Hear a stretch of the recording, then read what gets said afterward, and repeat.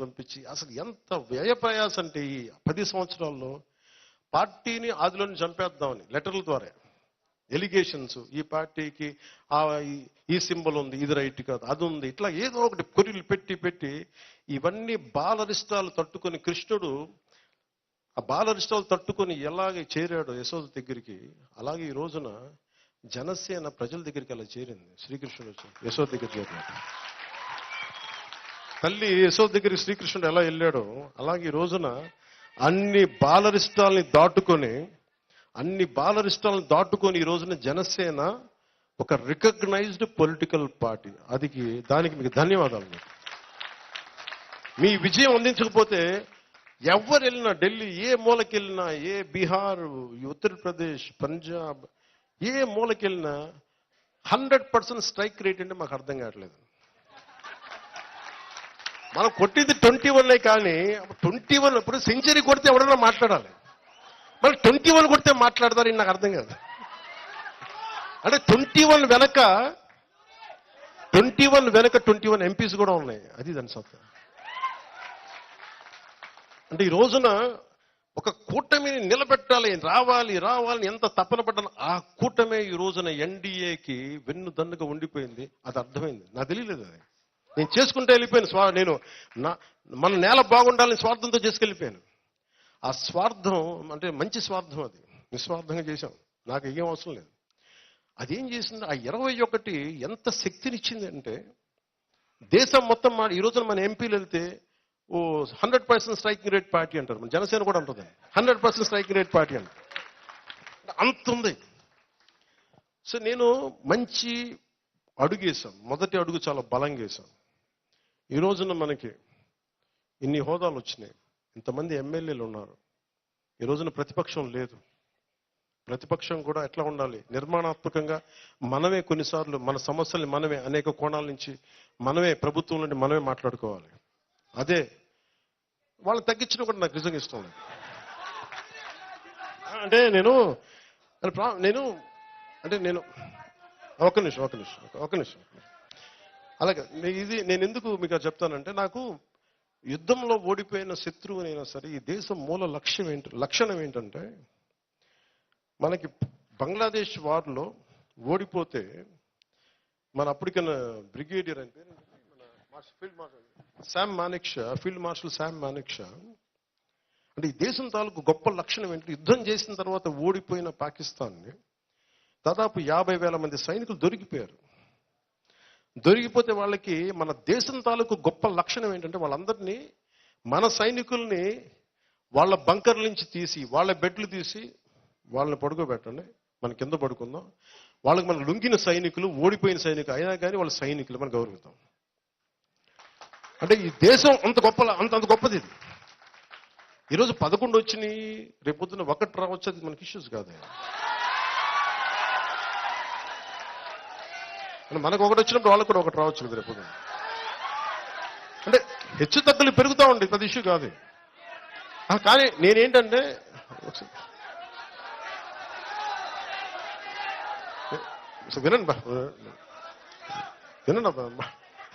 వినండి మాట కాదు. ఇది నేను ఎందుకు 11 అంటే, అలాగే అయినా అయిపోయినాయి కదా, వెళ్ళిపోయారు కదా. ఎందుకు మళ్ళీ బాధపడి ఎన్నిసార్లు బాయ్ చెప్తాను? చాలు, బాయ్ చెప్పారు చాలు, సంతోషించండి. రోజు బాయ్ బాయ్ కుదరదు కదా, ఒకసారి బాయ్ చెప్తే చాలు. ఇది ఒక నిమిషం. ఇది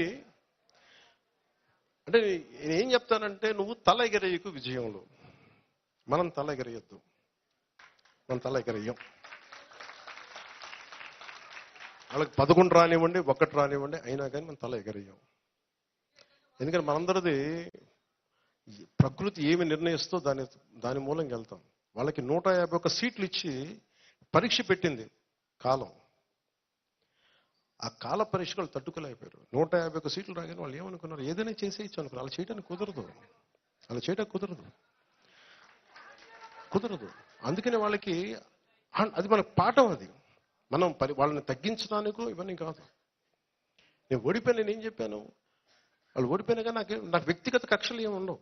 సిస్టమిక్ కరెక్షన్సే ఉంటాయి. సిస్టమిక్ కరెక్షన్స్ కొంతమంది వ్యక్తులు దొరికితే దాన్ని పర్యవసానం వాళ్ళు ఎదుర్కోవాలి తప్ప పర్సనల్గా నువ్వు ఆ రోజు ఇవి చేశారు ఆ సిస్టమ్, అలాంటి వ్యక్తిగత ద్వేషాలకి దాడులకి నేను దిగను. మన వాళ్ళని కూడా దిగద్దని నేను కోరుకుంటున్నాను. తేడా మన అదే చూపించాలి. మనకి వాళ్ళకి ఏంటి తేడా? మనం చేయాల్సింది ఏంటంటే వాళ్ళలా కాకుండా ఉండటం మనం చేయాల్సింది. మీకున్న శక్తి అలా ఏంటంటే హ్యావ్ డిసిప్లైన్.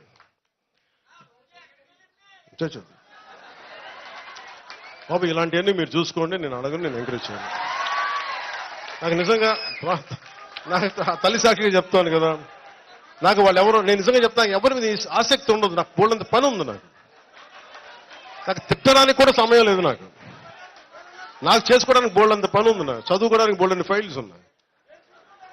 మీరు ఎవరిని చూసుకోవద్దు దయచేసి. మీ దండం పెడితే మీరు కామ్గా ఉన్నాను. మీ పనులు మీరు చూసుకోండి చాలు. ఇంకోటి ఒక నిమిషం, మనకు కావాల్సింది ఈ రోజున చాలా నిలకడ కావాలి. 21 సీట్లు ఇచ్చి ప్రజలు మనల్ని గుండెల్లో పెట్టుకున్నప్పుడు దాన్ని చాలా బాధ్యతగా ముందుకు తీసుకెళ్దాం. ఎలా దీన్ని పటిష్టం చేద్దాం, ఎలా దీన్ని ఇంకొంచెం ముందుకి బలంగా తీసుకెళ్దామని ఆలోచించాలి తప్ప దాడులు చేయడం, ఇబ్బంది పెట్టడం, ఇది చేస్తే ఏమైపోతుంది? వాళ్ళు మనలో మనుషులే కదా, వాళ్ళు బయట వాళ్ళు కాదు కదా. చాలాసార్లు చెప్పాను, వైసీపీ నాయకు నా శత్రువు కాదు, నా ప్రత్యర్థి కాదని. ఆయన అలా అనుకుంటాడేమో నాకు తెలియదు, కానీ నేనైతే అలా అనుకోను.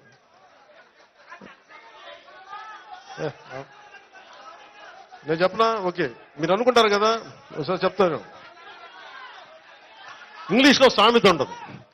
ఇంగ్లీష్లో ఒక సామెత ఉంటుంది, you reap what you sow. నువ్వేదైతే నాటుతావో నీకు అదే తిరిగి వస్తుంది. నువ్వు ద్వేషం నాటితే ద్వేషమే తిరిగి వస్తుంది. నువ్వు ప్రేమ ఇస్తే ప్రేమే తిరిగి వస్తుంది. నేను ప్రేమనే ఇస్తున్నా, ప్రేమే తిరిగి రావాలి.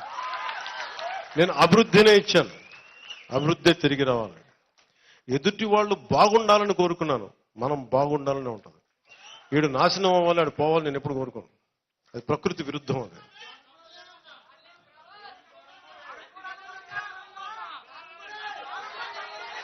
ఓకే. ఇవన్నీ అందుకని మిమ్మల్ని అడిగేది ఏంటంటే, మీరందరూ అవన్నీ తల్లి చూసుకుంటుంది, మనకి ఎందుకు? జగజ్జనని, విశ్వమాత, విశ్వజనని, ఎవరిని ఎలా ఉంచాలో ఆవిడ ఆ తల్లి చూసుకుంటుంది. మన పని ఏంటి? మన పని చేసుకుంటాం. ఎందుకంటే మనం ఎవరికి ఏం చేయక్కర్లే, మనం చూస్తూ ఉంటే చాలు. నన్ను చాలాసార్లు తిడతా ఉంటే ఏం చేస్తాను తెలుసా? నేను అనుకుంటావచ్చు కదా, మీరు అందరూ అనుకుంటారు కదా ప్రశ్న, ఎలా భరిస్తాను నేనని.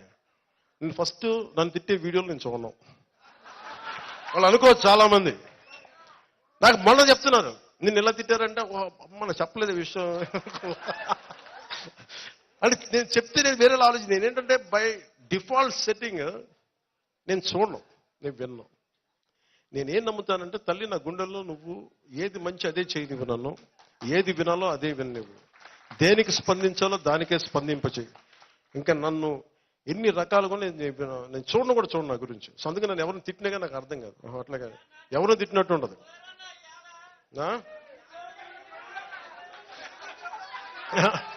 అలాగా ఈరోజు మనకున్నది 5 సంవత్సరాలు. దాంట్లో దాదాపు ఒక నెల అయిపోయింది. ప్రతిరోజు ప్రతి గంట చాలా కీలకం. నాకు ఇలా ప్రతిసారి కలవటం కంటే కూడా నాకు పని చేస్తే మీ జీవితాల్లో మార్పు తీసుకురాగలుగుతాయి. అలాగే జన సైనికులందరికీ చెప్తున్నాను, ముఖ్యంగా యువతకి చెప్తున్నాను, అమ్మ మిమ్మల్ని ఎక్కడ మర్చిపోతాను తల్లి, మీరు నా మీద కోపపడతట్లే. తల్లి లేకుండా నా పదం ప్రయోగం ఉంటుందా? జనసేన అంటే ముందు మీ పేరే చెప్తాను తల్లి.